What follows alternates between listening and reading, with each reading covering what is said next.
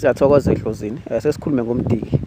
Idlozi eligulisanayo, idlozi elilimazanayo kakhulu. Angithi liyagulisana kakhulu. Sisithi idlozi legazi. So khona ukungcola egazini lakho kwamoya, angithi. So lokusana kwale dlozi kuthanda ukuba inkinga ke, angithi. Umuntu onga-understand ufuna kusize ngalo. Yesu uzoyibona mhlawumbe umehlo, mhlawumbe ikhanda elihluphayo, mhlawumbe isibhobo, mhlawumbe amadliso, angithi uzokubona ngokwenyama akunika izinto, angithi kube ngathi ziyakusiza. Inkinga uma legazi lingalapheki ngokwamoya, la enenkinga khona leyo nto uma seyibuya seyistrong.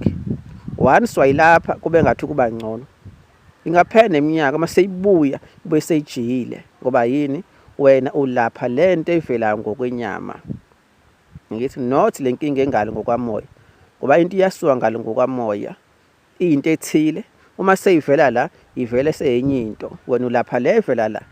Angithi le utshelwa yona. That's why sometimes even esibhedlela odokotela angithi abakwazi ukupick up angithi ukuthi yini ekugulisayo. Sometimes basho ukuthi ilokho ekugulisayo. Kodwa manje uma ukulapha wena kube ngcono uphinde kuvuke futhi. Yabona hamba phinde kuvuqethele lento ingapheli. No, igazi akusuke lingcolile. Angithi ngokwamoya nothi ngokwenyama. Ilapha naqale khona into khona leli la ngokwenyama nalo lapheke.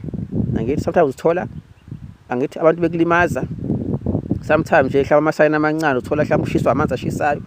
Angithi sometimes usithola ungena ezingozini angithi yabona ama warnings la ngoba yini le dlozi lisebenza ngegazi liyagulisana iyona indlela elikhuluma ngalo umdiki unjalo ke ngiyabonga kakhulu.